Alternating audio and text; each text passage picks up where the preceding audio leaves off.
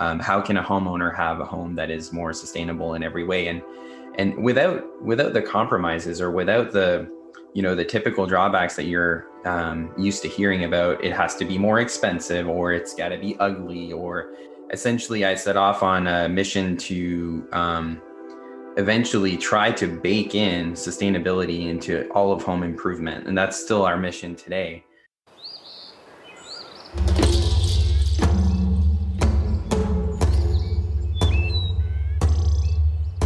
This is the Regenerative Real Estate Podcast. Revitalizing the world together.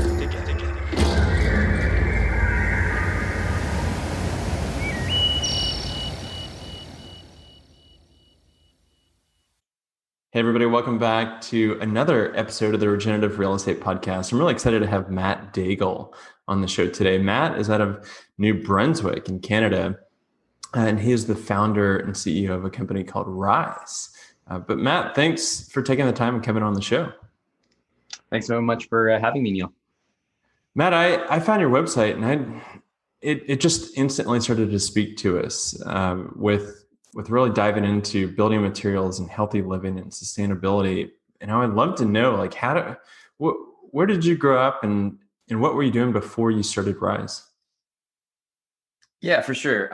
So my story, I guess how our company got started is a bit of a personal story. So I'm happy to chat about that. My background before that though was in technology. Like you mentioned, I'm from a small town in Canada, born and raised here, and did most of my schooling here, my education, and I think I did an MBA in concentrated in entrepreneurship. So I think leaving school, I always knew that I wanted to own my own business and work for no one but myself. And now I get to make that a reality. But out of school, I don't think I knew exactly what I wanted to do. So I actually stumbled upon a startup at the time, just after leaving school, and a company called Radiant 6 that did social media monitoring. So I hopped in with them, and just that it turned out to be a rocket ship of a company. It actually became a local success story seemingly overnight, as it sold to Salesforce.com just a few years after I joined. So it was a fantastic journey for me. I got to work with amazing people, got to learn tons. Really, what I wanted out of my first big boy job, I call it. But through that, I ended up, that technology was my 9 to 5. But through that, I think for me, in my evenings and weekends, I really took up a love for home ownership after buying my first house. And that essentially is what led me to where I am today. And so I would get into things like, obviously renovations and DIYs and just working on the house and design and architecture. And then after meeting my wife, who actually is an interior designer by trade, we just love to talk about houses. And then we embarked on our first big project together, which was renovating our own home that we bought together. And we were kind of in a big rush to move into the house because we were about to welcome our first daughter to the world. And this was back in like late 2013. And by early 2014, we moved into the home. And a month later, our first daughter, Audrey, was born. And that was a really exciting time, having kids. I'm not sure whether you have kids, but for me, having your first kid, it kind of changes a lot of things, your perspective on life, and, where you start to be less self-centered and more future-centered in terms of, what kind of world you're leaving behind for your kids. And now you have this other person that you need to care for. And it's a total change of pace, and you start to adopt new values as well. And then at the same time, after this reno was done, obviously the house looked really beautiful. My wife made sure of that.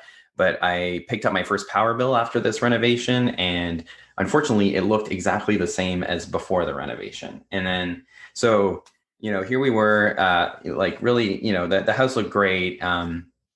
But we weren't saving on the cost of renting the house. And now that I have a daughter, I have all these new questions like, well, heck, I just painted the inside of this house. Like, is that paint, off gassing now? Is it safe for my daughter to be in here? We didn't put any sort of mechanical ventilation because it's an older home, but we didn't think of putting any sort of mechanical ventilation to make sure we're getting fresh air in all the time. So a lot of questions essentially around your wealth, your health, and also the planet. What kind of footprint are we leaving behind as a family? And then I realized that I wasn't the only homeowner that was having these same sort of questions, and it was kind of I was kind of able to tie it back to sustainability at the end of the day. How can a homeowner have a home that is more sustainable in every way, and without the compromises or without the typical drawbacks that you're used to hearing about? It has to be more expensive, or it's got to be ugly, or essentially I set off on a mission to eventually try to bake in sustainability into all of home improvement. And that's still our mission today. That was 6 years ago now, but that's essentially what Rise aims to do by being a resource for homeowners and eventually getting it to the point where homeowners don't need to think about whether or not they're making the right choice by buying this product, and they can feel good about the choices that they make. So what does that look like, Matt, whenever we're diving into sustainability? One of the things that stands out for me is that we started to survey sustainability in the built environment. And for us, our research led to much more about solar panels and insulation and energy efficiency and electrification and a ton of greenwashing going on. It's only been quite recent that health and wellness has come into the conversation at all. But what were you finding? I mean, if you're doing this in 2013 and 2014, with that renovation, were you intentionally aiming your compass at like, hey, I want to lower my power bills and have a more sustainable house in that regard? Yeah, I mean, at the end of the day, sustainability has a different meaning for who you talk to. For you, Neil, it might be, I just want to save money on my power bill. For your neighbor, it might be, well, I just want to be more mindful of my footprint on the environment. And for me, it might be, well, I just want to make sure that my family is safe and healthy inside. And so there's different versions of, and there's different shades of green, so to say. And for me, starting the company, one thing, with doing just a bit of research, this greenwashing thing it's a real thing. It's really out there. There's all these terms being thrown around. I mean, even the word sustainable itself, or even the word green or eco-friendly, super misleading. You can't, they're these sort of like all-encompassing words that don't necessarily describe what the true value is of what you're getting.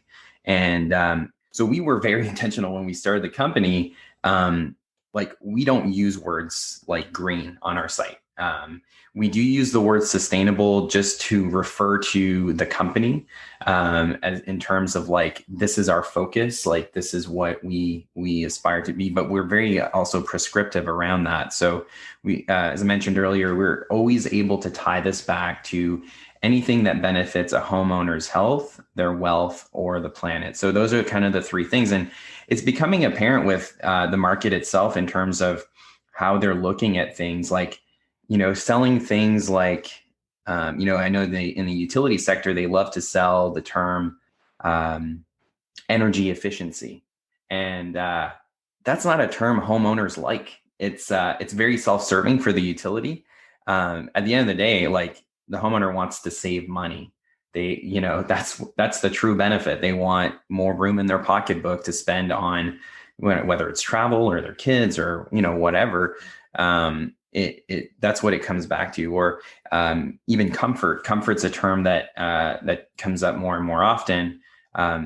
People suggest selling comfort over things like energy efficiency because that's like a net benefit of having a home that's better insulated and with better heating and cooling systems. These are things that that's the net impact. You have a more comfortable home. So I think there is definitely a language around this, and I think that's something that we've sort of prided ourselves on at Rise, is to in terms of how we attract homeowners to our site. Because at the end of the day, that's who we serve, the homeowner.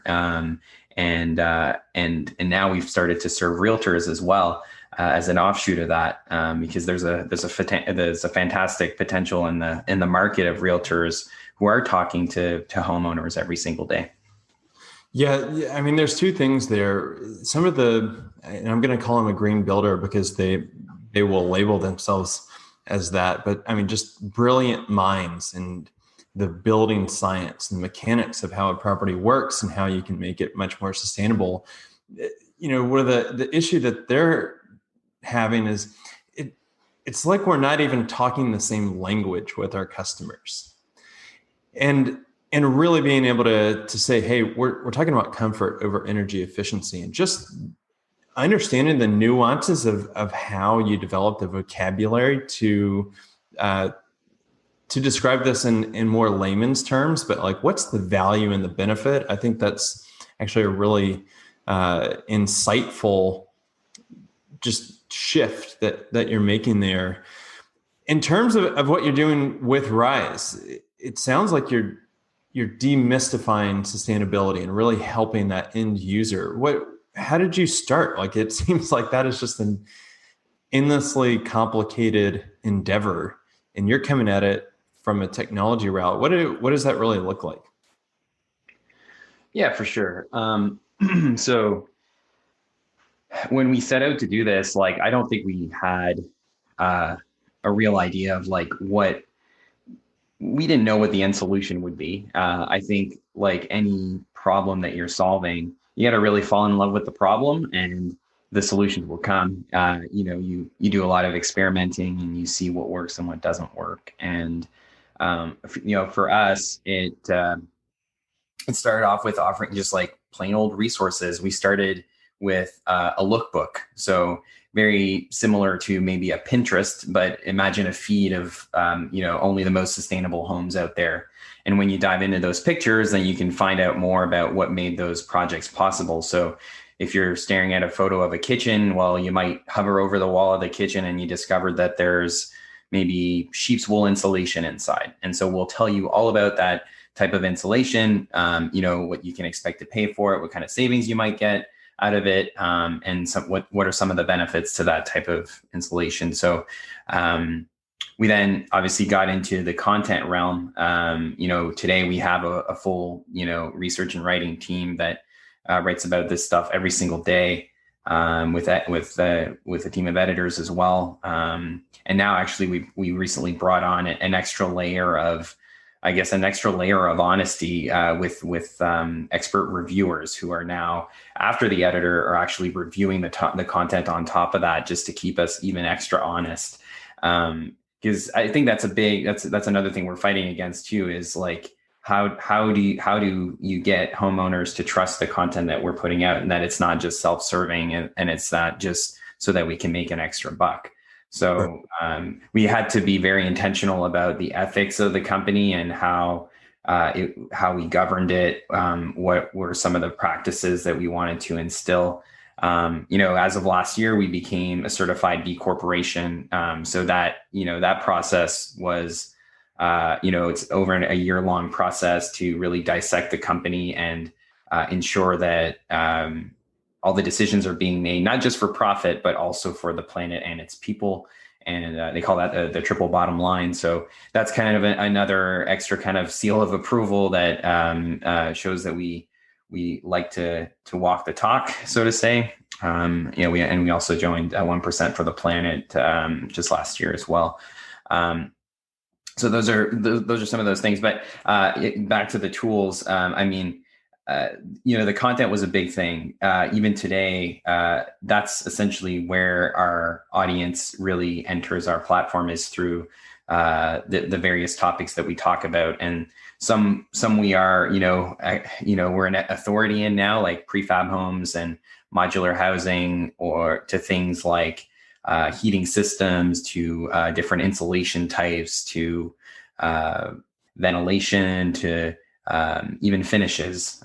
So every part of the home that you might think of, that you might see or that you might not see, those are all things that we like to focus on. So we've welcomed just shy of about 3 million folks to our platform to date, and growing. So what an incredible traffic source there. And I'm really curious, because you're essentially curating products and materials. Like, how do you vet them? I mean, if you've got a team of writers and researchers, it just seems like a pretty big uphill battle to test and verify.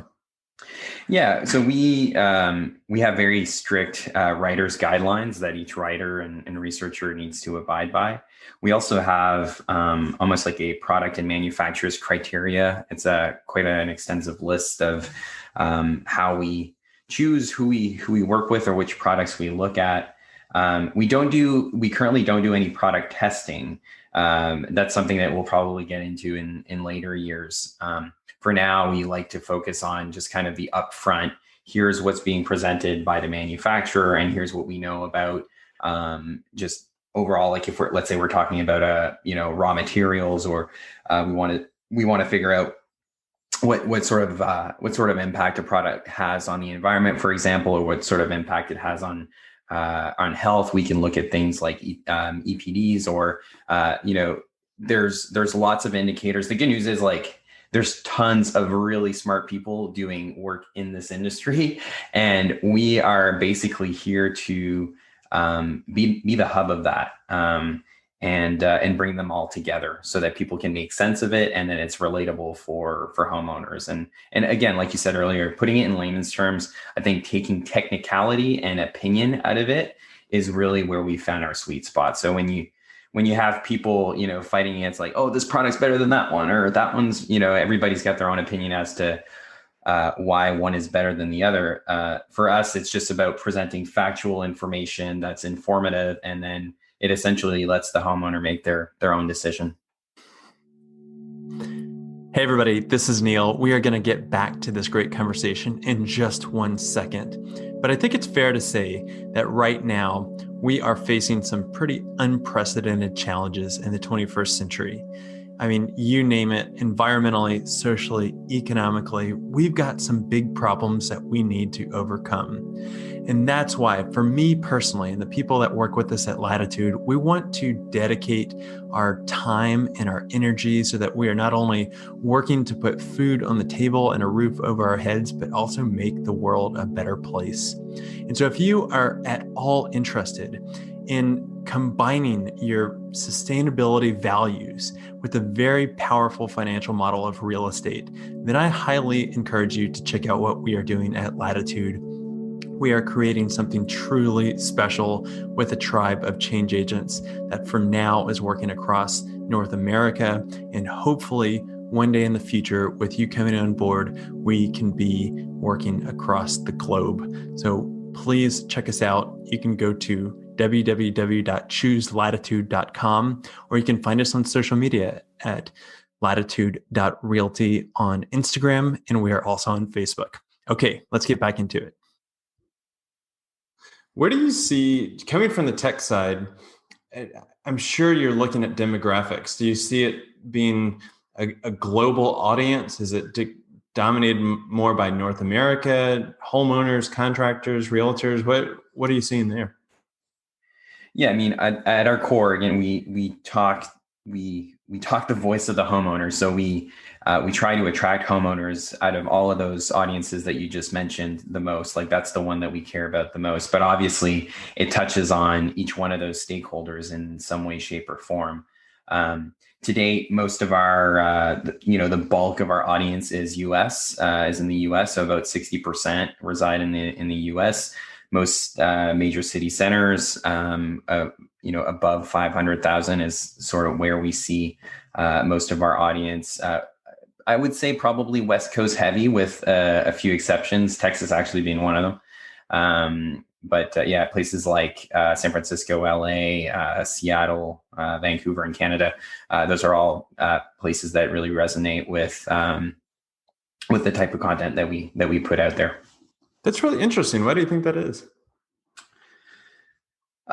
It may be a mentality, just a kind of a West Coast, maybe like early adopter type of thing. You know, when you look at other technologies, maybe not just this sector, but other technologies in general, the West Coast is I want to say usually this very general observation, but the West Coast is usually one of the earlier adopters to new technologies or to new ways of doing things, and that usually gets then propagated towards the East Coast. But I shouldn't say like, I mean, obviously we get a lot of readership in like New York and Boston as well. But we, I want to say it's kind of more that vibe that we get from those West Coast cities. Good. And so what about the actual kind of product categories? Is there just like, are a ton of people looking at modular, or are more people looking at lamps that are energy efficient? Like what do you see as really the big traffic sources that are coming to rise? Well, it really depends on the time. I mean, a lot of that is always evolving, right? We've now started to become contributors in some more like industry circles where we try to participate in the conversation as much as possible, because we're getting a lot of data now from homeowners as far as what they're interested in. So, I mean, prefab's one that is coming up more and more. It is also one that's also very technology driven today, because there's again a lot of West Coast companies who are making well, not just West Coast companies, but a lot of new startups are in this space. They've realized that, or folks have started to realize that we've done such a good job, maybe like with the auto industry as an example, with how we build cars with such precision, and really have industrialized that process to a T. But when it comes to homes, we've largely been building the same way for, hundreds of years. So with I mean, some changes in innovation, but prefab is essentially a way to make that process much more streamlined, tying it back to technology, bringing a whole new level of precision that you just can't get with a stick-built home. So that's one topic that comes up a lot. Obviously, there are others like, recently we saw a big influx around healthy home, anything to do with the health of the home. So whether it was air purification systems, HRVs and ERVs, anything to do with finishes, even plants. Earlier this year with when everybody started to work from home, so much was going on the gardening side, gardening and landscaping. Like we couldn't keep up with the demand of folks asking for landscaping or gardening content. So it does, sometimes it's seasonal, sometimes it happens with world events, but that's something that's always evolving for us. And there's things that we become almost, authorities of overnight. Google and other search engines start to look at us with content that we now rank for. New day, every day goes by, we rank for new things. So that's something that we're always looking forward to learning more on. Yeah, I think that's so cool. I mean, I lived through the West Coast forest fires this year, and it was just an explosion of, well, how do we purify the air inside? Because it's unbearable. It's toxic. So what are we going to do here, from the air filters to the purifiers? And I would love to see the analytics of a company like yours, because you can really see what is trending right now, because sustainability is ever evolving. And so what you had mentioned real estate agents too, Matt. What are you doing with them? Yeah. So this year was the first year where Rise really started to monetize this engine that we had built an audience over the last couple of years, and the audience got to a big enough size that we felt comfortable starting to monetize it. And we started doing that with manufacturers. So since the beginning of the year, we've brought on just shy of about 30 brands that are now they essentially have their portfolio on Rise. They've uploaded products and projects that their products have been featured in. And so we're basically, the information that we're giving is now tied to actual products, something that our readership has always been asking us for. But as COVID hit, we were essentially trying to work with the sales and marketing departments of these companies, and unfortunately, a lot of these positions got furloughed. Budgets went away. It sort of put a pause on things, and so we got scrappy. And we had always looked at realtors from afar, and we looked at them like, "Hey, you guys are amazing because you get to talk to homeowners every single day. You get to do what we are trying to do, but online. And you guys are doing it in person. So wouldn't it be great if, you guys were talking the same language as us with homeowners?" And so what we did was, with the content that we already had, we essentially repurposed that content into continuing education units. And it became pretty apparent very fast that there was kind of a lack of this content out there for realtors. I don't know about you, but when I'm shopping for a home and I'm working with a realtor, like, I really want that realtor to like I really want them to earn their commission. And I think part of that is like knowing what to spot in a house, right? Like when you walk into a new place, you want to know what it's made of. You want to know, and that's not necessarily tied to sustainability, but it's being able to spot like, hey, this house has some level of insulation, or hey, this spot is maybe prone to radon, or this house, has an HRV that's due for maintenance, or little things like that, little cues that will help a homeowner before they get to talk to the building inspector at the end of that long process. So I think that's an area where, at least in my experience with realtors, I've felt like it's maybe an area of improvement where it'd be fantastic for them to know more about what the house is actually made of. So that's essentially what we've been creating. And now we're almost 3 courses deep. In Canada, we have, I think half of the provinces now have adopted at least one of the courses that we created this year. We are just in the middle of getting into the US. And so it's been really exciting. The pickup of the courses has been great. In the US, it's a little bit different, where we have to get our course accredited and certified. There's a whole certification process around these courses, which is like, it's fantastic that you have to put your courses through that, just so that at the end of the day, you just get a better course. It's easier learning.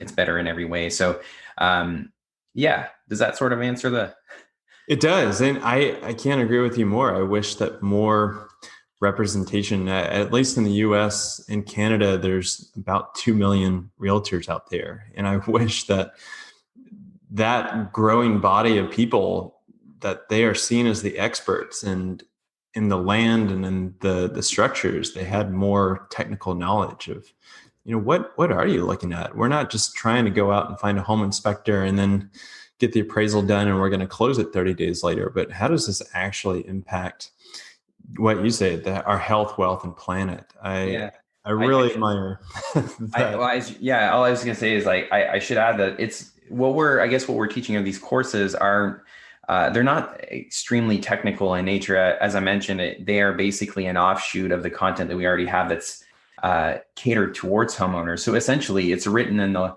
homeowner language. So it's nothing to be scared of, or it's nothing that's meant to be intimidating. These are, we're essentially teaching the cues of how to talk to your homeowner about, or your client about, what actually goes into your house, and what are some of the things that you could do to improve it, or even build if you're looking to build new. So for us, it's almost not even a question of sustainability, but just in terms of being able to talk to your homeowner about what's this house really made of, and what real value am I extracting from it. Oh, I mean, here's a great example of what you're talking about. Is in a real estate transaction, let's say a hot water heater is old, the professional inspector flags it. The real estate agent creates a repair addendum that says, hey, you need to replace the hot water heater with a new hot water heater. So the seller goes out and replaces it with just whatever the cheapest hot water heater is, with the, maybe it's 100 gallons, with no regard to, well, what is going to save on money? What is the option that's going to not use fossil fuels? There's so many different layers there that a realtor has leverage to really be a catalyst for good. And so I think what you are doing is taking that content for homeowners and repurposing it for realtors, because they're not getting that information anywhere else. I promise you. So I think what you're doing is it's fantastic, because there is so much greenwashing going on that demystifying, putting it into just bite-sized vocabulary in layman's terms of this is what the end value is. I really admire what you're doing, and hopefully that we can do work together going forward in the future. Yeah, no, I appreciate that. And I think just to add to that too, like I mentioned earlier, I probably didn't put it in the best terms, in terms of, this is almost what homeowners are now expecting from their realtor. The demands are much higher. And I feel like it's one of those things that it's also something that can give you an edge. It's also something that can give you, if you're much more knowledgeable about this stuff. I know when I worked with my first realtor, she was fantastic, and she had the benefit of her husband being a contractor. And what that allowed her to do is that when we walked into a house, and she knew what I was looking for, and she knew I wanted a bit of a fixer-upper. And so when we walked into a house, she knew already what to tell me, like, hey, Matt, if you're going to think about redoing this kitchen, let's budget this much for it. Or if you're thinking about, maybe that water heater does need to be replaced. It looks like it's, going on 30 years old now. That's something that you'll probably want to do. Or it's a fuse panel and not a breaker system. So just these cues that I certainly appreciated, and I still use that realtor today. So it's these types of conversations that go a long way for homeowners. And I would want to say that homeowners are more and more curious about what goes into their house. When they go to build or renovate today, the homeowner is calling the shots. It's not the builder anymore. It's not the renovator. The homeowner they want to know what's inside those walls. They want to dictate what goes inside those walls. And beyond. So I want to say that's also where it's going. Homeowners are much more involved today than they've ever been. I love that perspective, and I really appreciate it. It definitely resonates with the work that I've been doing for a number of years. If anybody wants to check out Matt's company, Rise, you can go to buildwithrise.com. And Matt, I appreciate the time, and I really admire what you're doing, because I think it's just so important. And thank you for taking the time to come on to the show today. Hey, it's been a pleasure, Neil. Thanks so much for having us, and I'm always happy to chat with you. Okay, everybody, that is a wrap. This is another just great episode that I'm so glad that you're able to tune in. And thank you for being interested in regenerative real estate. What we are trying to do is help people and planet thrive together by using the built environment as a catalyst. And so I've got a couple big asks for you. Number one is, can you please go to wherever you're listening to this podcast, leave us a rating and review. Those actually go so far. And since this is such a passion project for us, we really want to be able to attract the best thought leaders from around the world. Second is that if you really like the content that we're putting out, you can find us on our own Medium publication called Regenerative Real Estate. We also have a very active community on Facebook, which is called Regenerative Real Estate and Design, which you can request to be a part of, and we would love to have you. And third, this goes to what we do every single day, helping buyers and sellers demystify sustainability by working with people that want to either buy a property and are trying to figure out the financing of, how do I actually live out my values? How do I put that water catchment system on there? Or how do I go finance a solar panel PV array?